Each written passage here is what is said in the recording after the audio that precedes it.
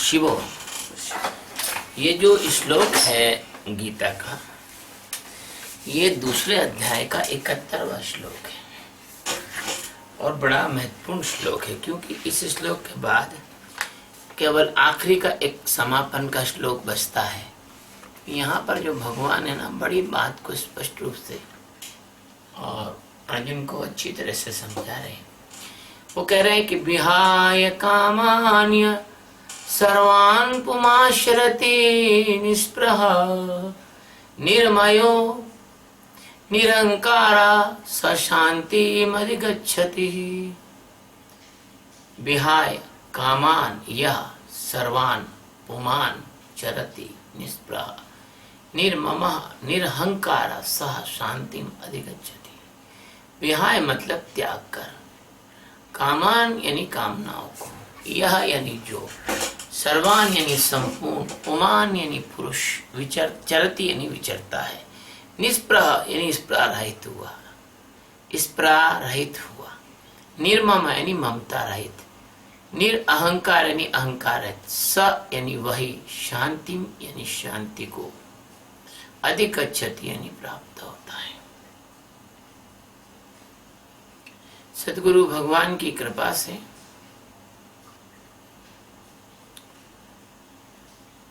यह जो सूत्र है, इस सूत्र को विश्लेषण करने के पहले हम भगवान सद्गुरु की प्रार्थना कर लेते हैं। ओम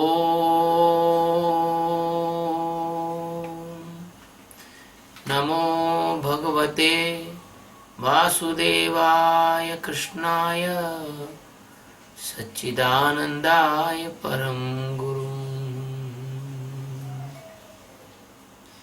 ओम गुरु ब्रह्मा गुरु विष्णु गुरुदेवो महेश्वरः गुरु साक्षात् परब्रह्म तस्मै श्री गुरुवे नमः। अब श्लोक को फिर दोहरा देते हैं। विहाय कामान्य सर्वान् पुमाश्रति निस्पृह निर्मयो निरहंकार स शान्तिमधिगच्छति। श्लोक का अर्थ है कि जो पुरुष संपूर्ण कामनाओं को त्याग कर ममता रहित, अहंकार रहित और स्पृह रहित हुआ विचरता है, वही शांति को प्राप्त होता है, अर्थात वह शांति को प्राप्त करता है। यह जो है सूत्र है, भगवान की कृपा से इस सूत्र में सद्गुरु भगवान अनंत कोटि ब्रह्मांड नायक परब्रह्म परमात्मा श्री कृष्ण महाराज अर्जुन को कामना, ममता, स्पृहा और अहंकार से रहित होकर विचरने वाले उस पुरुष का लक्षण बताते हैं, जिसके जीवन में परम शांति होती है। इस विषय में भगवान उपदेश दे रहे हैं। इंद्रियों के स्वाभाविक भोगों, दृश्य, श्रव्य, गंध, स्वाद, स्पर्श से, दृश्य, श्रव्य, गंध, स्पर्श, स्वाद आदि से मन बुद्धि के जो संयोग होते हैं, मन बुद्धि उन इंद्रियों के इन विषयों से जब जुड़ते हैं, तो वो जैसे ही जुड़ते हैं तो उसमें कामना उत्पन्न होती है, इच्छा उत्पन्न होती है, इसको डिजायर कहते हैं, वो डिजायर उत्पन्न होती है। तो जो पुरुष कर्ता भाव में जीते हैं, वो तो मानो अज्ञान में जी रहे हैं। कामना से ममता उत्पन्न होने लग जाती है, कोई भी चीज की कामना उत्पन्न होती है, फिर उसमें ऐसा लगता है कि यह कामना मेरी पूर्ति हो जाए, और पूर्ति हो जाए तो उसमें ममता उत्पन्न होती है, यानी उसको पकड़ने की, उसको पकड़ने लग जाता है व्यक्ति, है ना। और जब भोगों की प्राप्ति होती है और ऐसी स्थिति उत्पन्न होती है ममता की, तो फिर ममता की उत्पन्न स्थिति उत्पन्न होने के बाद स्पृहा उत्पन्न होती है, यानी एक आसक्ति, एक जलन, एक प्रतिस्पर्धा, एक ऐसा जुड़ाव जिसमें मोह है, अंधकार है, अहंकार है, अविद्या है।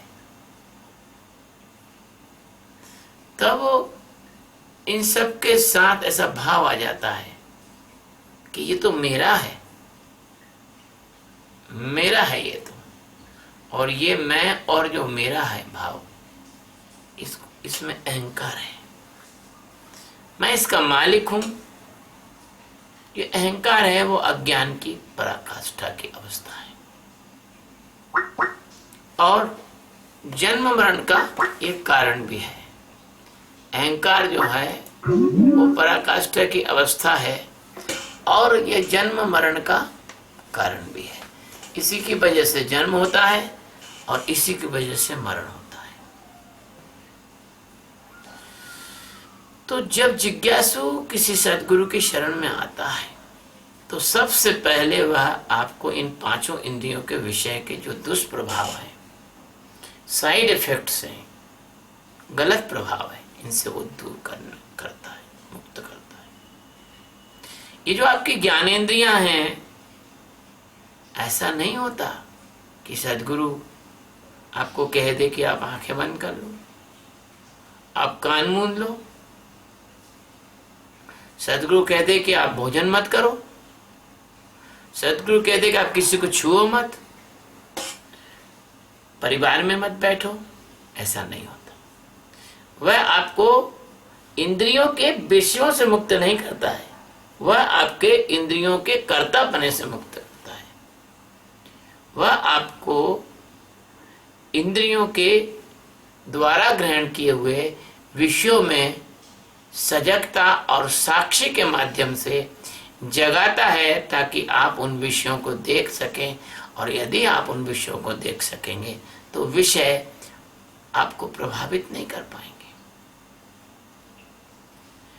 फिर ये जो कर्तापने से मुक्त करता है, ये तो आपको ज्ञान इंद्रियों से हटाता है, ज्ञान इंद्रियों का साक्षी करता है, मन से हटाता है, अमन अवस्था में पहुंचाता है। फिर आपकी जो कर्मेंद्रियां होती हैं, जैसे हाथ है, पैर है ना, मुंह का बोलना है, ये जो कर्मेंद्रियां हैं, उनको सारी कर्मेंद्रियां को सद्गुरु क्या करता है, अस्तित्व की सेवा में लगाता है, परमात्मा की सेवा में लगाता है। हाथों से गुरु का आश्रम या गुरु की सेवा, झाड़ना, बोहारना, ठीक करना, व्यवस्थित करना, गुरु महाराज के वस्त्र आदि धोना, गुरु महाराज के लिए भोजन बनाना, जो भी तुम्हारे योग्यता हाथों में है, गुरु महाराज का प्रवचन है वो लिखने की क्षमता होना तो लिख लेना, गुरु महाराज के लिए भजन गाना, गुरु महाराज के सत्संग में कोई वाद्य यंत्र बजाना, कुछ भी जो सेवा आप हाथों से कर सकते हैं वो कर सकते हैं। पैरों से आपको जहां गुरु महाराज किसी काम को भेजे वहां आपको चल के जाना, गुरु महाराज के आश्रम में चल के आना। कहते हैं कि गुरु मिलन को जाइए तज ममता अभिमान, और जो जो पग आगे बढ़े तो कोटि यज्ञ समान, इतना पुण्य होता है। वो जिह्वा से भजन गवाते हैं। ऐसे आपकी जो इंद्रियां हैं उनको पूरा का पूरा ज्ञानेंद्रिय और कर्मेंद्रियों को, 10 इंद्रियों को सद्गुरु साधना में लगा देते हैं। लेकिन उनकी साधना अलग ढंग की होती है। जो पूर्ण रूप से सद्गुरु के मार्गदर्शन में श्रद्धा पूर्वक सेवा करता है, ध्यान करता है, जो सद्गुरु कहें उस हिसाब से अपना जीवन डाल देता है, तो वो माया की कैद से और मुक्त हो जाता है, माया के कैद खाने से निकल जाता है। उनको आगे के जन्मों के का ज्ञान, जो सद्गुरु होते हैं उनको मनुष्य के जन्म का पिछले और आगे का ज्ञान होता है। और जो ऐसा नहीं कर पाते, जो गुरु की सेवा नहीं कर पाते, उनको आगे के जन्मों के अवस्थाओं में उनको ज्ञान प्राप्त होता है और यही के ये सदगुरु शरीर ये नहीं मिले, लेकिन शरीर बदल जाता है। गुरु तत्व एक ही होता है। सदगुरु की सेवा कभी भी निष्फल नहीं जाती। मैं आपको बताना चाहूंगा कि उत्तम कोटि के जो जिज्ञासु होते हैं वे कामनाओं से मुक्त होकर, कामनाओं की स्पृहा से रहित होकर, कामना की ममता में मैं और मेरी भावना से मुक्त होकर अपने अहंकार को सदगुरु के सेवा में श्रद्धा पूर्वक और साधना में अपनी जीवन की ऊर्जा को विलीन कर देते हैं, उनको जरूर आत्मा साक्षात्कार हो जाता है, वो धन्य हो जाते हैं। और दूसरे प्रकार के मध्यम कोटि के जिज्ञासु होते हैं, वो सदगुरु की बौद्धिक सेवा करते हैं, जिज्ञासुओं को ढूंढ के दीक्षा कराते हैं, दीक्षा दान दिलाते हैं, सदगुरु के आश्रम की सत्संग की व्यवस्था निर्माण करते हैं, व्यवस्था बनाते हैं, उसमें मदद करते हैं।